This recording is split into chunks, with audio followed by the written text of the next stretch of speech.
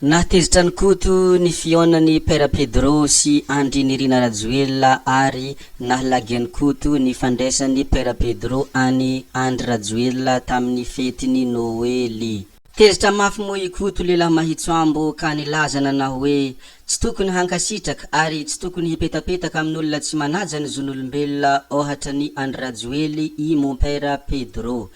Zany no nambarany koto satria manana andraikitra amin'ny maha-pretra ianao ry Pera Pedro sa efa tsy manana izany andraikitra izany tsony ve anao amin'izao no hankasitraka sy hipetapetaka amin'olona tsy manaja ny zon'olombelona ohatra ny Andry Rajoelina. Nahagagany maro moa ny fanambaran'ny koto lehilahy Mahitsoambo io zavatry tao amin'ny pejy iny. Ny tena nahafantarana ny koto lehilahy Mahitsoambo moa dia noho ny izy mankahala ny vahoaka malagasy izay minomino fahatany any Jesosy Kristy nefa tsy mitondra vonjy ary tsy mitondra soa amin'ny firenena malagasy akory ny fivavahana amin'ny Jesosy Kristy. Maro ka tena maro tokoa izy koto lehilahy Mahitsoambo raha ny fiangonana ao a Madagasikara nefa mbola farany amin'ny fahantrana i Madagasikara. Nandalo mo ny fetiny Krismasy tamin'ny 15 Desambra 2024 dia nanantena mafy ny mpanaraka ny koto mba hilazan'ny koto ny momba any Jesosy Kristy,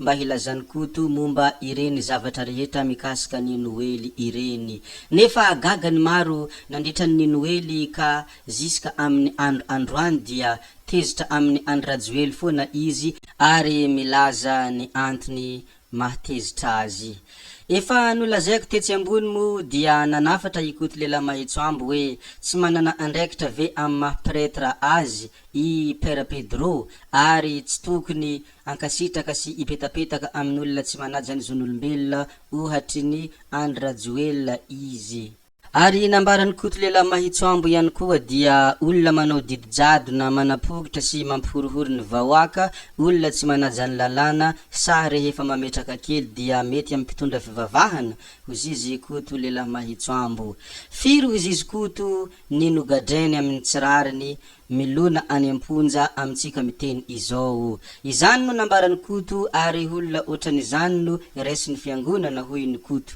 Gaga ka tena romotra ko i koto lehilahy Mahitsoambo raha vantany vao nahita ireo sary reo ka namoaka io fanehoan-kevitra io.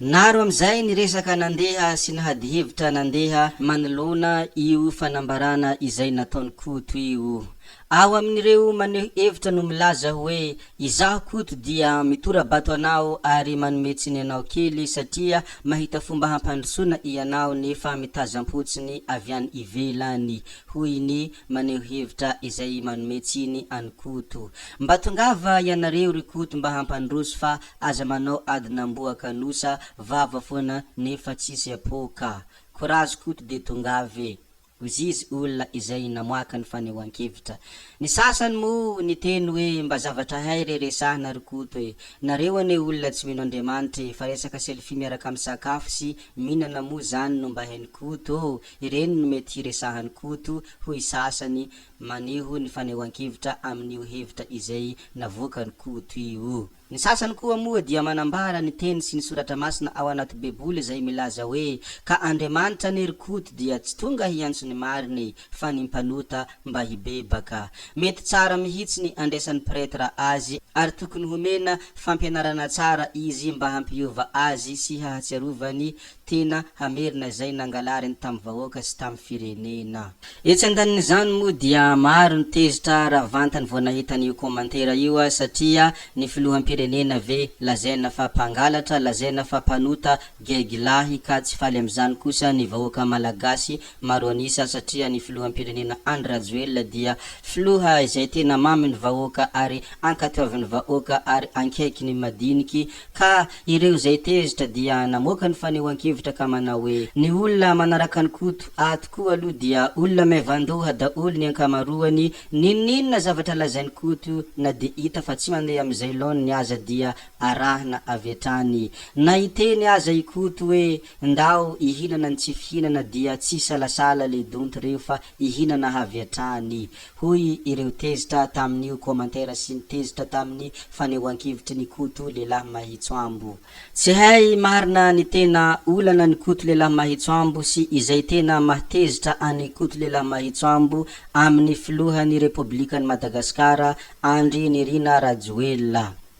Raha tsy ivina vetivety kely dia tamin'ny andron'ny Noely 5 Desambra 2024 teo iny dia nanao publication ikoto lehilahy Mahitsoambo izay publication manao hoe ngamo ny zanany ihany no miangitrangitry jereo ny zestany Ramatoa ity miteny ilay Ramatoa vadiny Andriamatoa Ajena Andry Nirina Rajoelina. Tsy hay afenina ho izy koto mihitsy ilay toetra na dia fotoana fo devany kamera aza izany no teneniny koto miresaka any vadiny Andry Nirina Rajoelina tamin'ny Andry Nirina Rajoelina izay nizara kilalao tamin'ny ankizy izay nizara kilalao tamin'ny ankizy ireo Andry Nirina Rajoelina mianakavy. Rekitra amizay ny fanehoan-kevitra tao anatin'ny commentaire dia ao ny nilaza fa hoe ny antony tsy atiavany koto lehilahy Mahitsoambo ny filoham-pirenena Andry Nirina Rajoelina dia nohony izy tsy zakany amin'ny fananana, tsy zakany amin'ny laza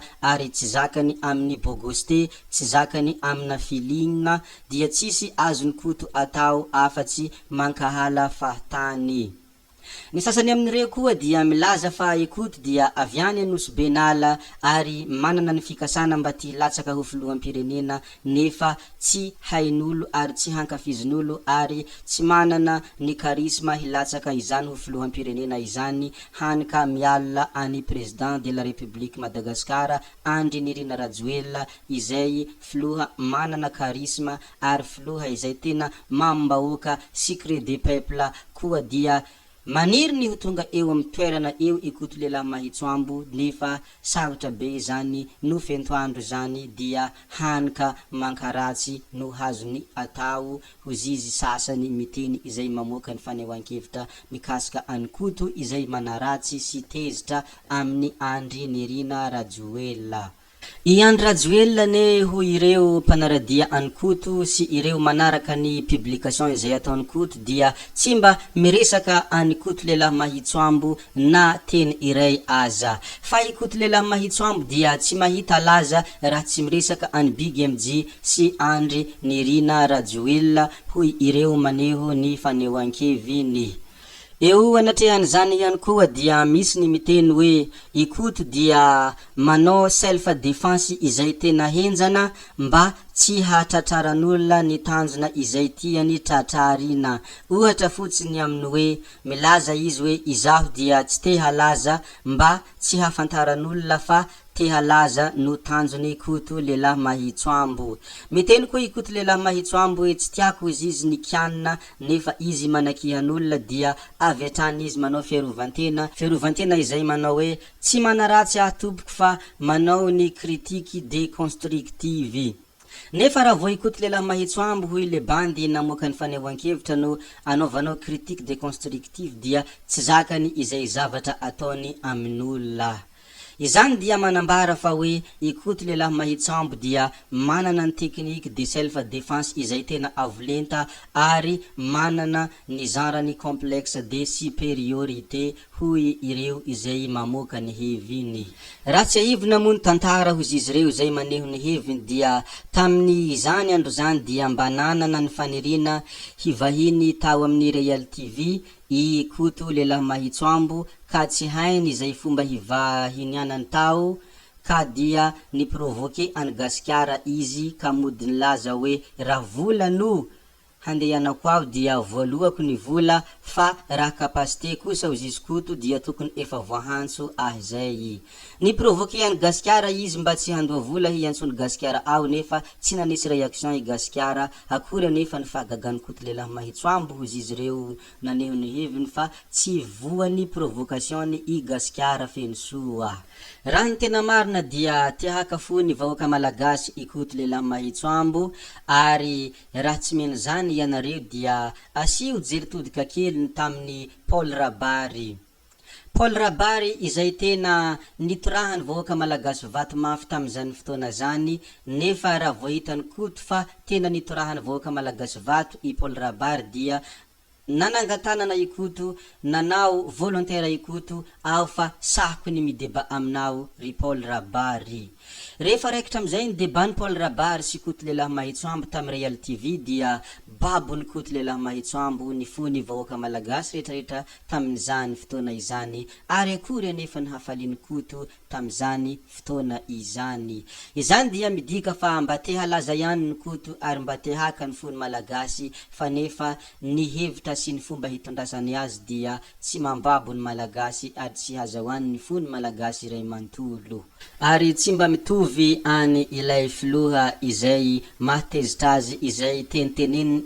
isanandro io. I filoha Andry Nirina Rajoelina ne koa dia filoha izay tena mamy ny vahoaka ary ankatoavy ny vahoaka, tia ny vahoaka, izay filoha tsy misy toa azy satria ankaikiny madiniky izy ary manaja ny lehibe. Izany no mampiavaka ny filoha Andry Nirina Rajoelina fa tsy mba mitovy any koto lehilahy Mahitsoambo izay maniratsira olona ary tsy mahay mandefa afatra amin'olona raha tsy manakiana ary rehefa valiana le kiana dia ny valiny avy ao dia teny ratsy vararaka.